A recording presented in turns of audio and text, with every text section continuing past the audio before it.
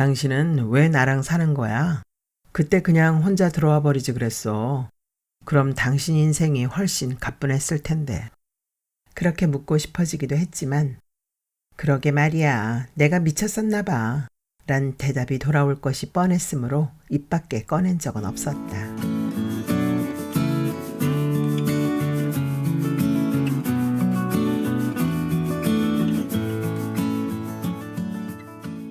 그 남자의 리허설. 정희현.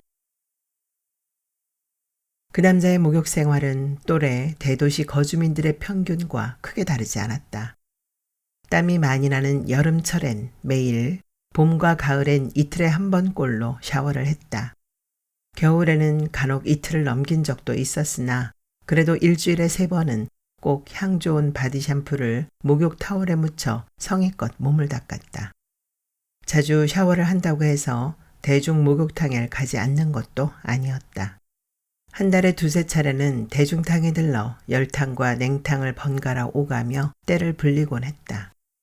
술을 아주 많이 먹은 몇 번인가는 술집 근처 사우나의 수면실에서 잠깐 눈을 붙이고는 해장 목욕을 한 뒤 아침에 귀가한 적도 있었다.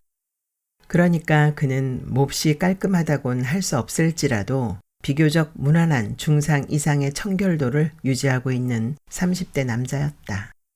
제 몸에서 나는 냄새 따위엔 관심을 가질 이유도 필요도 여력도 없었다. 세상엔 그가 신경을 써야 하는 다른 일들이 산적해 있었다. 그는 성악가였다.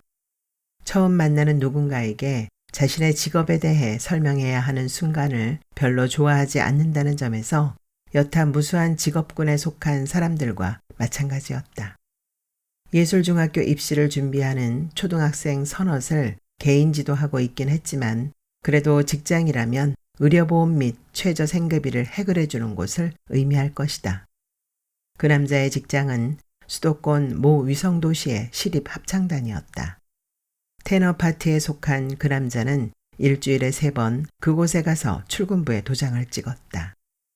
그곳에는 그 남자처럼 이탈리아나 독일, 미국 등지에서 유학을 마치고 돌아와 대학에 자리 잡지 못한 성악 전공자들이 수두룩했으므로 동료들과 함께 있으면 짜증스럽기도 하고 마음이 편하기도 했다. 그 남자에게도 한때 원대한 꿈이 있었겠지만 지금은 기억도 잘 나지 않는다. 당장은 코앞으로 다가온 재계약이 문제였다. 2년마다 닥치는 재계약에 실패한 동료들은 즉시 사물함의 악보들을 정리하여 합창단을 떠나야 했다. 자신의 실력이 동료들에 비해 별 내세울 것 없다는 건 진즉부터 알고 있었다. 모난 돌이 정 맞는다는 속담을 상기하며 그는 될 수 있으면 지각이나 이유 없는 결근을 하지 않으려고 애썼다. 고속도로를 100km로 달리다 말고 불쑥 사는 거 뭐 있냐 라고 혼잣말로 중얼거리고 나면 한결 기분이 나아지고 정말로 까짓 인생사 별거 아니라는 생각이 뭉게뭉게 부풀어 올랐다. 그럴 때면 가속 페달을 괜히 한번 꾹 길게 눌러 밟았다. 조짐은 전혀 없었다. 침대에서 빠져나와 그 남자는 방에 딸린 화장실로 어기적 걸어 들어갔으며 습관적으로 변기 덮개를 올리고 소변을 보았다. 아내는 화장실에 그의 배변 흔적이 남아있는 것을 좋아하지 않았다. 거실 테이블 위에 아내가 구독하는 조간신문 3부가 줄맞춰 놓여 있었다. 국내에서 발행 부수가 가장 많은 종합일간지와 경제신문, 영자신문이 각각 한 종씩이었다. 담배를 입에 물고 경제신문 1면의 제목을 건성으로 훑어보는 동안 잠이 완전히 깼다. 거실의 시계는 10시 5분을 가리키고 있었다. 9시 55분이라는 의미였다. 이 집에 이사 오면서 아내는 온 집안의 시계를 10분 앞으로 돌려놓았다. 겨우 10분 먼저 살겠다는 게 대단한 반칙은 아니잖아. 아내가 중얼거렸을 때 그는 그렇지 라고 조그맣게 대꾸했다. 아내는 말끄러미 그의 얼굴을 바라보다 이내 고개를 돌렸었다. 담배 한 개비와 한 잔의 얼음물, 5년 동안 변함없는 그의 아침 식사였다. 모든 것이 똑같았다. 유리잔을 헹궈 설거지통에 엎어두는데 이상한 냄새가 어렴풋이 코끝을 스쳤다. 더운 날 플라스틱 도시락에 오래 가두어둔 김밥에서 풍기는 냄새 같기도 했고 깜빡 잊고 실온에 방치한 유효기간 지난 우유에서 나는 냄새 같기도 했다. 가스레인지 위에 오롯이 놓인 범랑 냄비 뚜껑을 열어보았다. 냄비는 깨끗이 비어 있었다. 그 남자는 코를 킁킁거리며 부엌 창문을 확인했다. 유리창에는 걸쇠가 단단히 걸려 있었다. 외부에서 들어오는 냄새일 가능성이 거의 없다는 것을 잊고 있었다. 냉장고를 열어보았다. 문제가 될 만한 내용물은 눈엔 띄지 않았다. 냉장고 문을 닫는 순간 갑자기 냄새가 사라졌다. 의아했지만 그는 곧 그것에 대해 잊었다. 합창단의 연습 시간은 오후 1시부터 6시까지였다. 그 남자는 서재로가 컴퓨터를 켰다. 밤사이 새로 도착한 이메일들은 모두 광고용 스팸 메일이었다. 버릇대로 포털 사이트의 뉴스 검색창에 남효준 3글자를 입력했다. 35분 전이라는 설명과 함께 연합통신발 최신 기사가 떴다. 빌바오 국제 콩쿠르 1위에 빛나는 주목받는 신성 테너 남효준의 귀국 첫 오페라 오텔로가 17일부터 20일까지 예술의 전당 오페라 극장에서 공연된다는 새로울 것 없는 뉴스였다. 그 남자는 등받이 의자에 허리를 기댄 채 눈을 감았다. 17일은 내일이었다. 시간 되면 보러 오든가. 아내가 초대권이 담긴 흰 봉투를 남자의 눈앞에 확 밀어놓았던 건 일주일 전이었다. 아내는 그 오페라의 기획자였다. 남자는 무심한 표정으로 그것을 받아 바지 주머니에 구겨 넣었고 아내가 나가자마자 그대로 책상 서랍 속에 집어넣었다. 일주일은 빠르게 흘렀다. 그동안 그 남자는 합창단 연습 시간에 연이어 지각하여 상임 지휘자로부터 다음번 재계약을 재고하겠다는 노골적인 위협을 들었다. 기관지 깊숙이 담배 연기를 빨아들이고 싶었다. 남자는 책상 서랍을 열었다. 아내가 기획실장으로 일하는 희송 오페라단의 금박 로고가 새겨진 흰 봉투를 외면하며 그는 뜯지 않은 담뱃갑이 있는지 뒤져보았다. 당신 더 이상 노래 안 할 거야? 로마 유학 시절만 해도 그의 끼견에 대해 펄펄 뛰던 아내는 그러나 언제부터인가 집안 구석구석에 담뱃갑이 굴러다니는 것을 묵인했다. 아내 나름의 생존 방식일 것이라고 이해하면서도 그는 어쩐지 시원섭섭한 기분이 들곤 했다. 아무리 찾아봐도 새 담뱃개비는 보이지 않았다. 하는 수 없이 그 남자는 입고 있던 면 트레이닝복 위에 점퍼를 덧걸쳤다. 편의점까지는 먼 거리가 아니었다. 맨발에 슬리퍼를 꿰어 신고 현관을 나섰다. 1층에 서 있던 엘리베이터는 순식간에 22층까지 도착했다가 그를 태우고 다시 1층으로 한달음에 미끄러져 내려갔다. 엘리베이터 앞에서 감청색 제복을 입은 경비원이 짧게 거수경례를 했다. 호텔 로비처럼 꾸며진 아파트 중앙 현관을 젠걸음으로 가로질렀다. 밖은 춥지도 덥지도 않았다. 지갑을 두고 왔다는 사실을 안 것은 유리문을 밀고 점퍼 안에 들어선 다음이었다. 아, 귀찮다. 처음에 그는 다만 그렇게 생각했다. 점퍼 주머니에 1,000원짜리 몇 장 구겨 넣고 나올 것을 번거롭게 22층까지 다시 올라갔다 내려와야 하다니. 이윽고 그 남자는 사태를 천천히 깨달았다. 열쇠가 없었다. 카드키는 지갑 속에 들어있었다. 입주는 6개월 전에 했다. 국내 빅3 중 하나로 불리는 초대형 건설회사에서 시공한 드림빌 아파트는 모두 3동으로 이루어져 있었다. 공시된 분양가는 평당 1,200만 원이었다. 몇 개의 엇비슷한 후보지를 놓고 그 남자의 장인은 부동산 컨설팅 회사에 자문을 의뢰했다. 컨설턴트가 낙점해준 이곳의 분양권을 장인은 평당 1,500만 원에 매입했다. 노인은 이런 방면으로 퍽 치밀한 사람이었다. 2년여의 공사기간 동안 아파트 가격은 매입가보다 25% 상승했다. 집의 명의는 아내 이름으로 되어 있었다. 누가 봐도 합당한 일이었다. 합창단과 집을 무료하게 왔다 갔다 하는 그 남자에 비해 그의 아내는 매우 활동적인 여자였다. 드림빌에 골조를 세우고 건물이 올라가는 동안 그녀는 루치아와 나비 부인의 국내 순회 공연을 성공리에 마쳤고 창작 오페라 춘향전을 기획하여 서울과 대전, 대구와 베이징 무대에 올렸다. 그 사이 그 남자는 소속 합창단의 재계약 오디션을 겨우 통과했을 따름이다. 유년 시절 같은 소년소녀 합창단의 단원이던 아내를 다시 만난 건 로마 유학 시절이었다.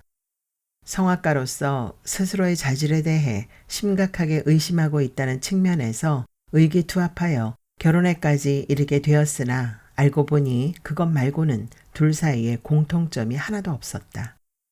그녀가 온 집안의 불을 다 꺼야만 편히 잠드는 스타일이라면 그는 유난히 어둠을 무서워해 꼭 머리맡에 스탠드를 켜놓은 채 자야 했다.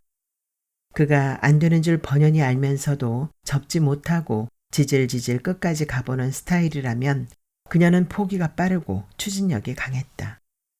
만약 이혼을 하게 된다면 그는 자신이 그 45평 아파트의 문간방 한 켠에 대해서조차 소유권을 주장할 수 없을 거라는 것쯤은 잘 알고 있었다.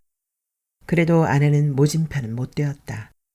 그녀가 조금만 더 모진 성정을 가졌더라면 로마발 서울행 항공기의 티켓을 2장 나란히 예매하는 짓은 하지 않았을 것이다. 뱃속에 아이가 있긴 했지만 중절 수술도 가능한 연령이었고 무엇보다 그녀가 허울 뿐일지라도 아이에게는 꼭 양쪽 부모가 건재해야 한다고 주장하는 고지식한 여자도 아니었기 때문이다. 이제 4살이 된 딸아이는 어차피 외가에서 키워지고 있었으며 아빠보다 아버지란 단어를 훨씬 자연스럽게 발음하곤 했다. 당신은 왜 나랑 사는 거야? 그때 그냥 혼자 들어와 버리지 그랬어. 그럼 당신 인생이 훨씬 가뿐했을 텐데. 그렇게 묻고 싶어지기도 했지만 그러게 말이야. 내가 미쳤었나 봐. 란 대답이 돌아올 것이 뻔했으므로 입 밖에 꺼낸 적은 없었다. 지하 5층, 지상 30층, 총 668세대가 입주해 있는 초고층 아파트 드림빌에 들어가기 위해서는 모두 3단계의 절차를 거쳐야 했다.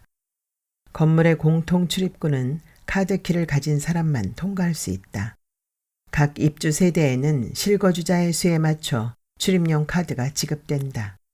출입구 옆에 인식판에 그것을 갖다 대면 유리로 된 문이 스르르 열린다. 카드를 소지하지 않은 방문객의 경우에는 방문할 호스의 번호와 호출 버튼을 연이어 누르면 그 세대와 화상 인터폰으로 연결된다. 바지 주머니와 점퍼 속 주머니까지 탈탈 털어보았지만 실오라기 하나 떨어지지 않았다. 그 남자는 이제부터 자신이 뭘 어떻게 해야 하는지 알 수 없었다. 그저 막막할 뿐이었다. 관리사무소도 경비원도 모두 유리문 너머의 세계에 속해 있었다. 일단 첫 번째 관문을 지나야 무슨 대책이라도 마련해 볼 터였다. 드림빌의 유리문 밖에 서서 그 남자는 로비의 안쪽을 기웃거렸다. 벼랑간 유리가 양쪽으로 갈라지더니 기적처럼 문이 열렸다. 에메랄드빛 가죽백을 든 여자가 밖으로 나오는 틈을 타 그는 유리문 안으로 재빨리 몸을 밀어넣었다. 엘리베이터 앞에는 경비원이 앉아 있었다. 경비원과 얼굴을 맞대고 대화를 나누는 것은 처음이었다. 쭈뼛거리며 다가간 그 남자를 경비원이 힐끔 올려다보았다. 무슨 일이십니까? 딱딱하진 않았지만 결코 친절한 음성도 아니었다. 그 남자는 이 난처한 상황을 더듬더듬 설명했다. 카드키를 놓고 왔다는 결정적인 대목에서 경비원이 그의 말을 막았다. 잠깐만 선생님, 그러면 지금 이 건물 안으론 어떻게 들어오신 겁니까? 카드를 소지하지 않으셨다면서. 기가 막혔다. 그것은 문제의 본질이 아니었다. 그러나 의자에서 일어난 경비원의 체구가 제법 우람하고 옆으로 길게 찢어진 눈매도 매서웠기 때문에 그 남자는 억지로 화를 가라앉혔다. 어쨌든 아쉬운 것은 이쪽이었다. 그게 중요한 게 아니라 하여간에 지금 제가 좀 바쁩니다. 빨리 어떻게 조치를 좀 취해 주세요. 죄송합니다만 그건 저희가 어떻게 해드릴 수 없는 사항입니다. 어서 다른 가족에게 연락을 취해 보시죠. 그 남자는 좀처럼 언성을 높이는 편은 못 되었다. 그렇지만 경비원의 느긋한 태도에 속이 부글거리기 시작했다. 아이 참, 이 아저씨 말귀 되게 못 알아듣네. 비상 열쇠로 따주던가 아니면 열쇠 수리공이라도 불러주든가. 경비실 임무가 그런 거 아니에요. 그 남자가 큰 소리를 내자 경비원이 양 미간을 찌푸렸다. 선생님, 비상 열쇠 같은 것은 없습니다. 일반 열쇠 수리공을 불러서 해결될 문제도 아니고요. 아시다시피 외부 보안업체 관계자들을 직접 호출해야 되는 일인데 함부로 그럴 수는 없습니다. 함부로라는 부사가 그 남자의 신경세포를 날카롭게 자극했다. 자기도 모르게 반말이 튀어나왔다. 당신 그 말이 무슨 뜻이야? 내가 빈집 털이범이라도 된다는 거야? 경비원의 눈빛은 흔들림이 없었다. 그렇게 말한 적 없습니다. 확인 절차가 번거롭다는 의미일 뿐입니다. 그 남자는 몹시 화가 났다. 입주자를 도둑놈 취급하고 이거 이래도 되는 거야? 당신이 아까 나한테 인사했잖아. 기억 안 나? 엘리베이터에서 내린 몇 명의 여자들이 이쪽을 흘끔거리며 지나갔다. 경비원이 허리에 차고 있던 무전기를 입가에 가져다 댔다. 여기는 독수리 제13호, 13호 상황 발발. 호출을 받고 나타난 것은 무태 안경을 쓴 호리호리한 여자였다. 아래 위로 아이보리색 스커트 정장을 갖춰 입어 아파트의 관리소장이 아니라 지상에서 근무하는 전직 스튜어디스 같은 느낌을 주었다. 눈이 마주친 여자가 생긋 웃었기 때문에 그 남자는 속으로 적잖이 안도했다. 남자가 조금 전에 한 말을 똑같이 반복하자 여자는 나긋나긋하게 고개를 끄덕였다. 그러니까 선생님, 카드키를 분실하신 거군요. 아니요, 분실한 게 아니라 집에다 놓고 나왔다니까요. 요 앞 편의점에 담배 사러 나왔다가 그만. 저런, 그러셨군요. 하긴 누구나 하기 쉬운 실수죠. 댁이 몇 호시라고요? 2209호입니다. 얼른 좀 조치해 주세요. 물론이에요. 그럼 실례지만 먼저 주민등록증을 좀 보여주시겠어요? 그는 반사적으로 바지 뒷주머니에 손을 넣었다. 지갑이 들어있을 리 없었다. 기가 막혔다. 이거 봐요. 지금 내가 지갑을 놓고 나왔다니까요. 신분증만 따로 들고 다니는 사람 봤어요. 관리소장과 경비원이 짧지만 강렬한 시선을 교환했다. 그 남자는 입술이 바짝 탔다. 이 사람들이 정말 정 못 믿어오면 내 이름 확인해 보면 될 거 아니야. 나 2209호 강창규 680529-10670. 여자는 깍듯했지만 단호했다. 이해해 주세요. 위험의 가능성을 아예 없애는 것이 저희들의 임무입니다. 선생님이 강창규 씨가 틀림없으시겠지만 증명이 되지 않으면 저희로서는 어떻게 해드리기가 정말로 어렵습니다. 규정을 어기면 저희가 처벌을 받거든요. 자신들뿐 아니라 보안업체 직원 또는 경찰관이 출동한다 해도 별 다를 바 없으리란 얘기였다. 그는 할 말을 잃었다. 자신이 드림빌 2209호 입주자 강창규를 사칭하는 사기꾼이 아니라는 것을 입증할 마땅한 방법은 떠오르지 않았다. 번거로우시겠지만 가족분께 연락하셔서 퀵서비스로 카드키를 받으세요. 서울 시내에서는 1시간이면 충분하답니다. 여자가 자신의 전화기를 내밀었다. 아내의 휴대폰 번호가 가물거렸다. 두 사람이 그의 손놀림을 주의 깊게 응시하는 듯 했다. 그 남자는 어리어리하게 버튼을 눌렀다. 전화기가 꺼져 있다는 안내음이 흘러나왔다. 아내의 회사 번호는 외우고 있지 못했다. 경비원은 아까부터 팔짱을 낀 채 그를 내려다보고 있었고 관리소장은 손바닥으로 입가를 문지르며 그를 올려다보고 있었다. 그 남자는 관리소장의 핸드폰을 얌전히 되돌려줄 수밖에 없었다. 들어올 때 그렇게 애를 먹었던 출입문이 나갈 때는 쉽게 활짝 열렸다. 그 남자는 드림빌의 유리문 밖으로 천천히 걸어 나왔다. 몇 발짝 떼다 말고 그 자리에 우두커니 멈춰섰다. 어디선가 누릿한 냄새가 풍겨와 콧구멍을 파고들었기 때문이다. 미친놈들, 지척에서 이런 고약한 냄새가 나는 줄도 모르고 잘난 척들 하고 있네. 퇴. 그 남자는 땅바닥에 힘껏 침을 뱉었다. 공중전화는 얼른 눈에 띄지 않았다. 작은 사거리 몇 개를 통과해 지하철역까지 갔다. 지독한 냄새가 남자의 뒤를 졸졸 쫓아왔다. 역 계단을 내려가서야 겨우 공중전화 부스를 발견할 수 있었다. 공중전화를 이용한 것이 언제인지 까마득했다. 기본 요금이 얼마인지도 짐작할 수 없었다.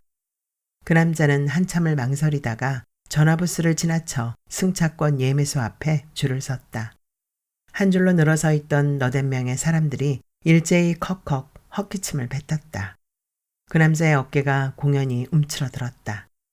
제 차례가 되자 남자는 창구에 앉은 영무원에 다가가 정중한 목소리로 100원만 빌려달라고 부탁했다. 영무원은 짜증스럽다는 표정을 감추지 않았다. 지폐 주세요. 교환해 드릴게요. 아니요, 아저씨 그게 아니고 제가 지금은 지갑이 없거든요. 하지만 좀 이따가 꼭 갚을 거예요. 그렇게 주워 섬기는 자신의 음성이 퍽 낯설었다. 영무원이 사정없이 소리쳤다. 다음 분! 그 남자의 뒤에 서서 손가락으로 입술을 쥐어뜯고 있던 여드름 투성이 아가씨가 창구에 1,000원짜리를 내밀었다. 영무원이 노란색 티켓 한 장과 거스름돈을 내주었다. 그는 잽싸게 여자를 따라갔다. 아가씨, 나 이상한 사람 아니거든요. 내가 진짜 사정이 곤란해서 그런데 그 동전 좀 빌려주면 은혜는 절대로 안 잊을게요. 여자는 입을 막고 한 차례 기침을 한 뒤 동전 2개를 던져주었다. 그 남자가 암기하는 전화번호는 몇 개 되지 않았다. 아내의 회사 전화번호는 아무래도 기억나지 않았다. 별 수 없이 114에 전화를 해 희송 오페라단에 번호를 물었다. 100원이 허무하게 떨어졌다. 전화를 받은 낯선 목소리의 여직원은 실장님은 지금 회의 중입니다. 라고 말했다. 여기 집인데요. 급한 일이라서 꼭 통화를 해야 하거든요. 대기음으로 설정된 소녀의 기도를 2번째 반복해서 듣고 있을 때 여직원이 돌아왔다. 굉장히 중요한 회의 중이라서 통화가 불가능하시다는데요. 잠시 후에 전화 드리시겠답니다. 전화는 거기서 툭 끊겼다. 그 남자는 무기력하게 부스 밖으로 물러났다. 지갑도 휴대폰도 신분증도 없었다. 시간이 얼마나 지났는지 궁금했다. 시계라도 차고 나올걸. 별 도움 안 되는 후회가 밀려들었다. 연습이 시작되는 1시까지 K시에 닿기 위해서는 목에 칼이 들어온데도 정오에는 고속도로 위를 달리고 있어야 했다. 지각은 벌점 10점, 사유가 불확실한 무단결근은 벌점 30점에 해당했다. 남자는 거리의 불황자처럼 커다랗게 중얼거렸다. 에이씨, 일진 한번 졸라 더럽네. 바로 그때였다. 반대편에서 걸어오던 중년 사내가 그와 어깨를 스치는 것과 동시에 갑자기 코를 틀어쥐었다. 아이고, 이게 무슨 냄새야. 사내가 내뱉는 소리가 그 남자의 귀에 똑똑히 들렸다. 그 남자는 빠르게 멀어져가는 사내의 뒷모습을 망연히 바라다 보았다. 무언가 둔중한 것으로 뒤통수를 맞은 느낌이었다. 남자는 역 군의 화장실로 달려갔다. 양팔을 하늘 높이 치켜들고 겨드랑이에 코를 가져다 댔다. 냄새가 났다. 한마디로 정의할 수 없는 냄새였다. 산채로 부패되어가는 인간의 몸에서라면 혹시 이것과 비슷한 냄새가 풍길지도 몰랐다. 남자 화장실에는 아무도 없었다. 누군가 꼭 잠그지 않고 간 수도꼭지에서 똑똑 녹슨 물방울들이 떨어졌다. 1980년 겨울 그 공연장의 화장실에서도 수도꼭지의 물방울들이 똑똑 소리를 내며 떨어져 내렸다. 그리고 어린이 합창단의 성탄 기념 특별 공연 일부가 진행되는 1시간 동안 그 남자는 화장실 구석에 꼼짝도 않고 쭈그려 앉아 있었다. 그는 공영방송국 주최 어린이 노래자랑 대회의 1977년 우승자였다. 저명한 동요 작곡가가 심사위원장이었는데 강창규 군의 노래에는 지상의 것이 아닌 천상의 영혼이 깃들어 있다. 그는 하늘에서 내린 보이 소프라노가 될 것이다. 라는 상찬을 내놓았다. 원로 작곡가의 예언은 과연 빗나가지 않았다. 대회가 끝나자마자 유명한 소년소녀 합창단 측으로부터 입단 제의가 들어왔다. 남자는 오디션을 보지 않고 그곳에 입단한 최초의 어린이가 되었다. 학교의 명예를 드높인 개교 이래 가장 자랑스러운 학생으로서 남자는 애국조의 시간에 단상에 올라 교장으로부터 공로 상패와 꽃다발을 받았다. 또한 남자의 재능을 일찌감치 알아채고 방과 후 개인 연습을 시킨 담임교사는 교육감 표창과 특별 상여금을 받았다. 그때부터 그 남자의 일상 대부분은 도시락 반찬통만한 교실이 아니라 검은색 호르겔 피아노가 놓인 시내 어린이 예술회관의 소강당에서 이루어졌다. 처음 그곳에 갔을 때 그가 가장 당황했던 점은 소년소녀 합창단이라는 명칭에 걸맞지 않게 남녀의 성비가 불균형하다는 것이었다. 남자아이는 그를 포함하여 오직 2명뿐이었다. 그나마 6학년짜리 형의 얼굴은 게시판에 붙은 사진 속에서만 확인할 수 있을 뿐 무슨 이유에선지 연습엔 참석하지 않아 실물을 보지도 못했다. 동갑 여자아이들의 평균치보다 몸집이 조금 작은 편이었던 그 남자를 위해 맨 앞줄에 새로운 자리가 만들어졌다. 원래 그 자리에 서다가 졸지에 한 줄 뒤로 밀리게 된 소녀 시절의 아내가 복도 한 구석에서 그의 팔뚝을 세게 꼬집었다. 피부 안쪽에 벌긋벌긋 손톱 자국이 났다. 2년 동안 남자는 30여 개가 넘는 무대에 서서 보이 소프라노로 노래를 불렀다. 로스앤젤레스와 하와이 교민을 위한 특별 공연에서는 동심초를 독창으로 불러 우레와 같은 박수갈채를 받기도 했다. 색동 저고리를 입고 분홍색 한복 바지를 입은 남자의 사진이 교민신문 일면에 커다랗게 실렸다. 창규야, 너 진짜 신기하다. 정말 하나도 안 떨려? 상급생 누나들이 눈을 동그랗게 뜨고 그렇게 물어올 만큼 그는 대담한 아이였다. 무대에 오르기 전이면 심장이 터질 듯 두근거린다며 우왕청심한 하나를 4등분해서 나눠 먹는 소녀들 틈에서 그는 심장이 터질 듯한 느낌이란 대체 어떤 것일까 혼자서 상상해보곤 했다. 누가 장래 희망을 물어보면 소프라노라고 대답해 상대방을 웃기곤 하던 남자는 6학년 여름방학을 지내면서 갑자기 쑥 자랐다. 150cm에 채 못 미치던 신장이 6학년 가을의 신체 검사 때는 162cm가 되었다. 어느 날 아침에 일어나자 사탕이라도 꿀꺽 삼킨 듯 목구멍 안쪽이 갑갑해왔다. 더 이상의 고음도 올라가지 않았다. 그는 매우 당황했다. 몸이 아프다는 핑계로 합창단 연습에 제대로 나가지 않았고 나간다 해도 지도교사의 눈을 피해 입만 벙긋거리다 돌아왔다. 모를 리가 없건만 지도교사는 그런 그를 못 본 척했다. 그 무렵 남자보다 2살 어린 남효준이 합창단에 새로 들어왔다. 공영방송국 주최 어린이 노래자랑 대회에 1980년도 우승자라고 했다. 아내의 회사까지는 자동차로 20여 분이 걸리는 거리였다. 그 남자를 태우자마자 택시기사는 차창을 내리더니 신호도 무시하고 도로를 전속력으로 내달렸다. 쓸데없는 말을 걸어오지도 않았다. 오직 목적지에 빨리 도착하겠다는 목표만을 가진 사람 같았다. 바람이 불어닥쳐 머리칼이 마구 헝클어졌지만 그 남자는 한마디 항의도 하지 못하고 묵묵히 바람을 맞았다. 목적지에 거의 다다랐을 때 겨우 용기를 짜내어 물어보았다. 저 기사님, 혹시 차 안에서 이상한 냄새가 나지 않나요? 한동안 어색한 침묵이 이어졌다. 글쎄요, 전 잘 모르겠는데 기사가 말끝을 흐렸다. 차마 왜 창문을 열었느냐는 질문을 할 수는 없었다. 아내의 회사 건물 앞에서 잠시 기다려달라는 부탁을 하자 기사는 화를 내는 대신 누렇게 뜬 얼굴로 고개를 끄덕였다. 택시기사의 전화기를 빌려 아내의 회사에 전화를 했다. 아까 아내가 회의에 들어갔다고 알려주었던 여직원이 차비를 들고 내려왔다. 여직원은 기획실장 남편의 몰골에 놀란 기색이 역력했다.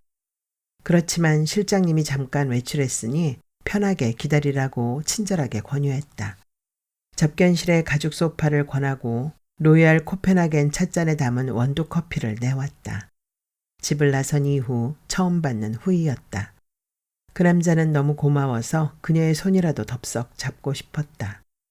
여직원은 쟁반으로 코를 가린 채 꾸벅 인사하고는 방을 나갔다. 남자는 다시 한번 겨드랑이 냄새를 맡아보았다.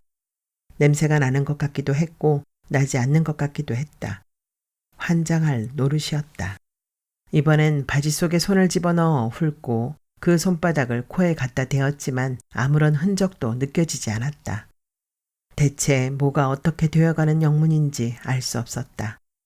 커피 한 잔을 비우고 한참을 기다려도 아내는 나타나지 않았다. 접견실 밖에서는 개미새끼 한 마리 움직이는 소리도 들리지 않았다. 그는 슬쩍 문을 열고 밖을 내다보았다. 10개 남짓한 책상이 붙어있는 사무실 안에는 아까 그 여직원 말고는 아무도 없었다. 그가 가까이 가자 여직원이 자꾸 코를 만지작거렸다. 저 실장님 전화가 계속 연결이 안 되네요. 아시겠지만 내일 막이 오르기 때문에 다들 정신이 없어요. 실장님은 아무래도 극장으로 바로 가셨나 봐요. 조금 있다 오텔로 최종 리허설이 있거든요. 미리 암기해둔 것처럼 긴 문장을 쉼표 하나 없이 다다다 나열한 다음 그녀는 오래 심호흡을 했다. 그 남자의 뺨이 벌겋게 달아올랐다. 여직원은 선뜻 지갑을 열어 10,000원짜리 지폐 2장을 꺼내주었다. 현금이 이것뿐이에요. 실장님 편에 천천히 주시면 돼요. 그렇게 말하는 여자는 그 남자와 더 이상 같은 공기를 마시지 않아도 된다는데 안도하는 것처럼 보였다. 남자는 또다시 거리로 나왔다. 무릎이 튀어나온 회색 트레이닝복 바지, 아무렇게나 덧걸쳐 입은 불구죽죽한 방수 점퍼, 맨발에 질질 끌리는 슬리퍼까지 쇼윈도에 비친 자신의 몰골이 눈뜨고 볼 수 없을 만큼 한심스러웠다. 아, 옷부터 갈아입고 싶다. 그는 진심으로 그렇게 바랬다. 옷을 갈아입으려면 집에 가야 했고 집에 가려면 열쇠가 필요했다. 조금 더 지체하다간 합창단 연습에 지각하기 십상이었다. 일이 어디서부터 꼬이기 시작한 걸까? 이글거리는 봄볕에 이마가 따가웠다. 어딘가로 숨어버리고만 싶었다. 집이 간절히 그리웠다. 열쇠를 받으려면, 아내를 만나려면 오페라 극장으로 가는 방법밖에 다른 도리가 없었다. 오페라 극장의 대기실 입구는 로비 뒤편에 위치해 있었다. 그 언저리를 서성이는 남자를 발견한 경비원이 눈에 쌍심지를 켰다. 여기 아무나 함부로 들어오는 데 아니에요. 나가요 얼른. 경비원에게 쫓겨나는 그 남자를 알아본 건 아내가 일하는 희송 오페라단의 단장이었다. 어머, 강 선생, 여긴 웬일이세요? 환갑이 넘은 단장은 거의 모든 실무를 그의 아내에게 맡기고는 무대의 커튼콜에 성장을 하고 나서는 것만을 낙으로 삼는 여자였다. 리허설 보러 오셨구나. 잘 오셨어요. 그 남자의 외양을 재빨리 아래 위로 훑어보면서도 단장은 결코 교양을 잃지 않았다. 사실 파이널 리허설이 제일 좋은 법이죠. 진정한 첫 공연이니까. 아내가 있다는 한 대기실로 자신을 데리고 들어가면서 단장이 인상을 찌푸리거나 코를 틀어지지 않았으므로 어쨌거나 그 남자는 고마워서 눈물이 날 지경이었다. 대기실은 난장판이었다. 울긋불긋한 드레스를 입고 머리 모양을 한껏 부풀어 올린 여자들 사이에 스텝 명찰을 단 이들이 섞여 있었지만 아내는 보이지 않았다. 그는 어떻게 해야 할지 몰라서 방 한 구석에 엉거주춤 서 있었다. 저쪽에서 단장의 성난 목소리가 쨍쨍 울려 퍼졌다. 미스 홍, 머리가 있으면 생각을 하고 살아야지. 이런 데서 음식을 먹으면 어떡해. 먹고 났으면 환기를 시키든가. 그 남자는 얼른 문을 열고 밖으로 나왔다. 길고 좁은 복도가 미로처럼 구불구불 펼쳐져 있었다. 남효준의 이름이 큼지막하게 나붙은 방이 눈에 들어왔다. 오늘의 주역을 위해 마련된 단독 대기실이었다. 남효준. 그는 그 낯익은 글자를 물끄러미 응시했다. 가슴 속에서 어지러운 감정들이 소용돌이 쳤다. 문득 문이 열렸다. 그 안에서 나온 사람은 그 남자의 아내였다. 마치 유령을 목도한 것처럼 그의 아내는 그저 속눈썹을 껌뻑이기만 했다. 당신이 여기에 어쩐 일이야? 아내의 낯빛이 유난히 창백했다. 그러니까 내가 말이야, 담배를 사러 잠깐 나왔거든. 근데 말이야, 깜빡하고 열쇠를 안 가지고 나와서. 구구절절 말해놓고 보니 왠지 믿기 어려운 이야기였다.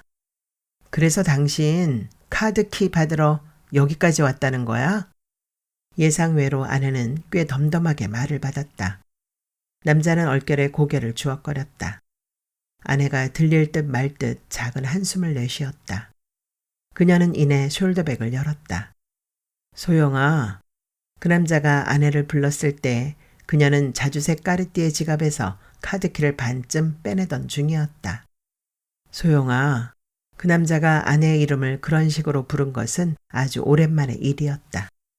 아내가 의아한 표정으로 남자를 쳐다보았다. 소영아, 저기 있잖아. 내 말 이상하게 듣지는 마. 아내의 오른쪽 눈썹이 꿈틀 치켜 올라갔다. 당신 말고는 물어볼 데가 없어서 그래. 혹시 말이야, 혹시 나한테서 무슨 냄새나? 아내의 눈동자가 짧게 일렁였다. 그 남자는 다시 한번 말했다. 괜찮아. 솔직하게 말해줘. 냄새 많이 나? 아내의 얼굴 근육이 빳빳하게 굳었다. 바빠 죽겠는데 당신 왜 자꾸 황당한 소리를 하는 거야? 자, 이거 가지고 얼른 집에 가. 아내는 한 손으로 카드키를 내밀면서 다른 쪽 손등으로 코끝을 훔쳤다. 그 남자는 아내가 거짓말을 하고 있다고 확신했다. 그는 아내의 어깨를 감싸쥐고 그녀의 눈속을 뚫어지게 들여다보았다. 만난 지 25년이 넘었지만 그녀의 동공이 흑갈색을 띠고 있다는 것을 처음 알았다. 소영아, 나 진짜 돌아버릴 것 같다. 아까부터 내 옆에만 오면 사람들이 전부 코를 막아. 아내는 그의 시선을 피하면서 연신 주위를 두리번거렸다. 누가 보면 어쩌려고. 당신 여기서 왜 이러는 거야? 그 남자는 아내의 어깨를 짚은 두 팔에 힘을 주었다. 그가 원하는 것은 오직 진실뿐이었다. 미치겠다. 이거 봐. 지금 너도 얼굴에 손가락 갖다 대고 있잖아. 그렇게 못 견디겠어? 그렇게 심해? 제발 부탁이야. 소영아, 난 알아야 하잖아. 나한테는 솔직하게 말해주라, 제발. 더는 참을 수 없다는 듯 아내의 이마가 사정없이 구겨졌다. 당신 이제 아주 제대로 미쳤구나. 아내는 그 말을 씹어뱉듯 했다. 그 남자의 팔이 힘없이 허공으로 떨어졌다. 그때 얼굴에 검은색 칠을 하고 검은 턱수염을 붙인 남자가 그들 앞에 우뚝 섰다. 오텔로로 분장한 남효준이었다. 발목까지 내려뜨린 붉은 가운이 괴기스러운 느낌을 주었다. 오, 오랜만이네. 남효준이 그 남자를 보고 아른 체를 했다. 하지만 이름과 얼굴을 영 연결시키지는 못하는 눈치였다. 우리 예고 동문 맞지? 아니, 중학교던가? 그 남자의 입에서는 대답이 나오지 않았다. 그 남자의 아내 역시 묵묵부답이었다. 남효준은 신문에서 보던 것보다 훨씬 뚱뚱했다. 허허, 아무튼 반갑다. 공연 재밌게 보고 가라. 호탕한 너털 웃음이 풍채와 잘 어울렸다. 그 남자는 오텔로 장군이 지나갈 수 있도록 벽 쪽으로 바짝 비켜섰다. 긴 가운 자락을 휘날리며 뒤뚱뒤뚱 걸어가다 말고 남효준이 갑자기 뒤를 돌아보았다. 그 남자가 누구인지 비로소 기억난 것 같았다. 와, 이거 정말로 오래간만인걸. 친근하게 어깨를 으쓱한 뒤 가던 길을 계속 걸어가는 남효준의 뒷모습은 진짜 무어인 사내처럼 강인해 보였다. 끝내 형이라는 소리는 하지 않았으니 어쩌면 그 남자를 다른 동창생과 착각했는지도 몰랐다. 그 남자는 이상하게 자꾸만 웃음이 났다. 아내가 여러 겹의 복잡한 눈빛으로 그를 쏘아보고 사라진 뒤에도 그 남자는 벽에 납작하게 붙어 선 채로 한동안 움직이지 않았다. 무대는 어둡다. 남효준의 아리아는 힘차고 아름다웠다. 그 남자는 오페라에 매혹되었다. 이아고가 오텔로를 몰아낼 음모의 노래를 부르고 있을 때 그 남자의 오른쪽 옆좌석에 앉았던 관객이 슬그머니 몇 칸 앞으로 자리를 옮겼다. 난 잔인한 신의 존재를 믿는다. 난 사악하다. 난 인간이니까. 일막 중반을 넘어 이아고가 악을 찬양하며 화산처럼 솟구쳐 오를 때에는 그 남자가 앉은 줄 전부와 그 앞뒤 줄이 모두 텅 비었다. 그 남자는 개의치 않고 무대 위에 온 신경을 집중했다. 데스데모나가 오텔로에게 사랑을 맹세하자 오텔로는 그대는 내가 겪었던 위험으로 나를 사랑하였고 난 그대가 보여준 연민으로 그대를 사랑하였다 라고 대답한다. 데스데모나는 오텔로의 용맹스러움을 찬양했지만 오텔로는 여자가 자신을 동정한다고 생각한다. 오텔로는 불안하고 또 외로운 남자였다. 25년 전 그 성탄절 특별 공연에 대기실에서 도망쳐버렸던 건 처음으로 심장이 쿵쿵쿵 엇박자로 뛰어댔기 때문이다. 금붕어처럼 입술만 벙긋벙긋 벌릴 수도 있었지만 혹여 자신도 모르게 쉰 목소리를 내버릴까봐 두려웠기 때문이다. 일부가 끝날 때까지 화장실에 숨어있던 그는 막간에 남효준에게 발견되었다. 더러운 타일바닥에 쪼그려 앉은 그 남자를 보고 남효준의 얼굴에 옅은 미소가 번졌다. 효준아, 그 안에 창규 있니? 여선생의 새된 목소리가 가까이서 들려왔다. 그 남자는 검지를 세워 입술에 댔다. 쉿, 제발 말하지 마. 남효준은 그의 간절한 눈빛을 분명히 보았고 고개를 끄덕이기까지 했다. 그러나 곧바로 커다랗게 외쳤다. 네, 선생님, 창규 형 여기 있어요. 자신보다 키가 작은 여선생에게 귓볼을 잡혀 질질 끌려가고 있을 때 남효준이 혀를 쏙 내밀었다 집어넣는 것을 그 남자는 보고야 말았다. 남효준은 그 일을 기억하고 있을까? 지금 저 높은 무대에서 질투와 애증의 아리아를 토해내는 그때 그 소녀는 아마 까맣게 잊었을 것이다. 길고 긴 유년 시절의 단 하루, 억지로 끌려 올라간 2부 무대에서 산타 모자를 머리에 얹은 그 남자가 제 의지를 배반하고 터무니없는 음정을 내고 말았던 그 사건을. 그 남자는 무대 위에서 스르르 주저앉아 버렸고 공연은 엉망이 되었다. 그 남자에게 위로가 되었던 단 한 가지는 앞으로 몇 해만 지나면 또 하나의 보이소프라노 남효준도 자신과 같은 꼴이 되고 말리라는 확신이었다. 그러고 보면 그 남자의 확신은 자주 틀렸다. 마지막 막이 올랐다. 데스데모나의 침실에 나타난 오텔로는 사랑하는 아내에게 키스하고는 사정없이 목을 조른다. 데스데모나, 아, 그녀가 죽었네. 신실한 그대 사악한 별의 운명을 타고났네. 오텔로의 절규가 듣는 이의 애간장을 갈기갈기 찢어놓았다. 아내가 부정을 저지르지 않았다는 것을 그 무어인 사내는 알고 있었을지도 모른다.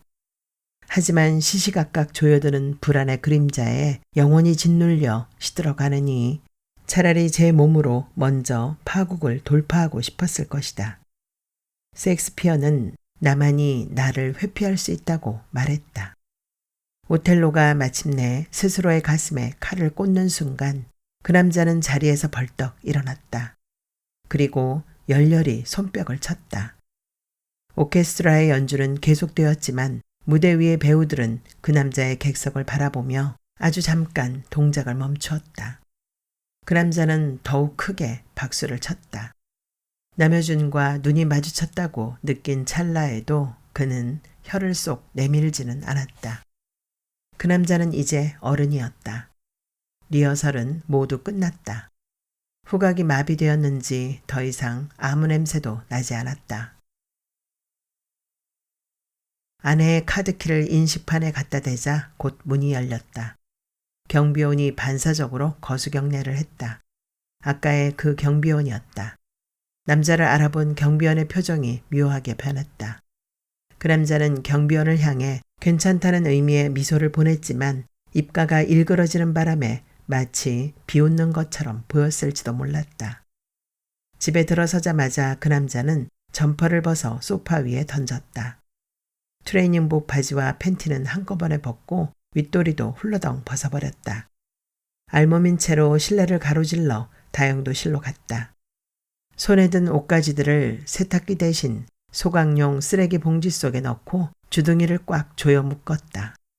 혹시 무슨 냄새가 흘러나오지 않는지 코를 가까이 대보려다 그만두었다. 욕실로 가면서 흘낏 거실의 벽시계를 보았다. 시계는 4시 10분을 가리키고 있었다. 4시 정각이라는 의미였다. 시립합창단의 연습이 한창 진행 중일 시간이었다. 그는 의자를 딛고 올라서 시계의 분침을 20분 뒤로 돌려놓았다. 10분 먼저 살겠다는 게 반칙이 아니라면 10분 늦게 사는 것도 페어플레이일 것이다. 그 남자는 욕조물을 받기 시작했다. 그리고는 변기 덮개를 올리고 소변을 보았다. 다행히 변기 주변에 오줌방울을 흘리지 않았다. 스스로가 조금 자랑스러웠다. 욕조 안에 들어가 반듯하게 몸을 뉘었다. 그의 몸 위로 철벙철벙 물줄기들이 떨어졌다. 무릎과 아랫배, 심장과 팔뚝, 어깨뼈와 목젖이 물에 잠겼다. 안온하고 따뜻했다. 물밑으로는 세상의 어떤 냄새라도 다 가라앉을 것이다. 물이 욕조 밖으로 흘러넘칠 때까지 그 남자는 수도꼭지를 잠그지 않았다. 이대로 그냥 놔둔다면 드림빌 2209호 전체가 물에 잠길지도 모른다는 생각이 얼핏 머리를 스쳤다. 물속의 집. 그렇다면 아내에게 최고급 물안경을 선물하고 싶었다. 그 남자는 오래 숨을 참았다.